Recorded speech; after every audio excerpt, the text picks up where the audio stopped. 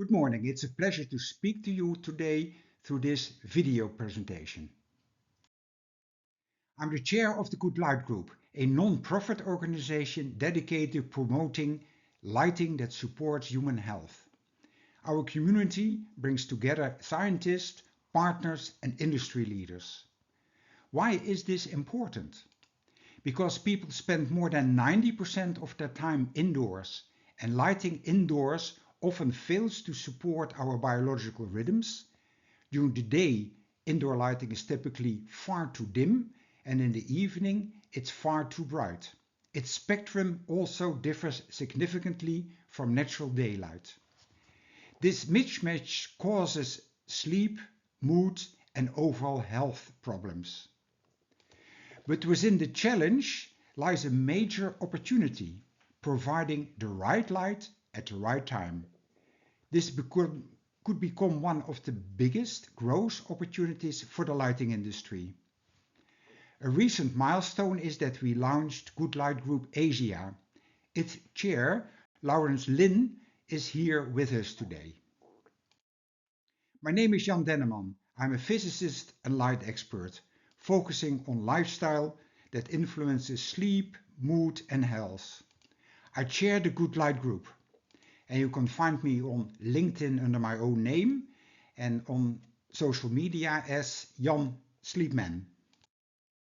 This slide shows the report from the Manchester Group, a team of more than 18 scientists from multiple disciplines. They defined the light level people need throughout the day. At daytime, you need at least 500 to 1000 lux measured vertically in the eye. At evening, you need to have below 20 lux and at night below 1 lux. Yet in most indoor environments, unless you sit right next to a window, you typically get only 50 to 150 lux in your eyes. That is far too low during the day and far too high in the evening to keep our biological clock aligned. So what happens when we lack sufficient daylight or bright indoor light? Research shows both short-term and long-term consequences. The short-term effects are reduced memory, lower creativity, poor sleep and decreased empathy. The longer-term effects include weakened immune function, mental and physical health problems and a higher risk of cardiovascular diseases. And when we look specifically at sleep, the impact is enormous. Improving sleep quality through better lighting could generate an annual economic benefit of more than 400 billion euro in only the G5 countries, the United States, Japan, Germany, France and the United Kingdom. Back in 2015, Lighting Europe and the Global Lighting Association published a roadmap for the lighting industry. At the end of the roadmap is human-centric lighting.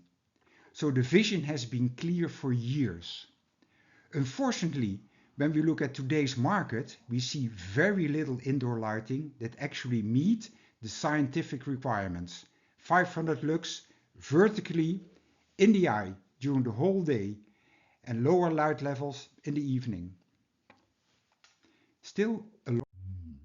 To understand why progress is so slow, we need to consider the 3-30-300 rule for organizational costs. And remember, the owners of buildings are often not the people who work in them. For every 1/10 square meter of the building per year, organizations typically spend €3 on energy. And this is where the lighting industry mainly focuses, trying to save more energy. €30 is spent on the building itself, such as depreciation, and 300 of the building is spent on the people who work or learn or stay in them. So a total of €333 per 1/10 square meter per person per year. With good light that supports the biological rhythms of people, we can positively influence the largest cost factor, the €300 spent on people. Better health, better well-being and higher productivity creates far more value than saving a little more of the €3 energy costs. Focusing on the users of buildings, the people, is therefore the biggest opportunity for the lighting industry. If you want to learn more about the Good Light Group or explore collaboration, please reach out to us. You are very welcome to join our mission. I wish you an enjoyable and productive and inspiring day.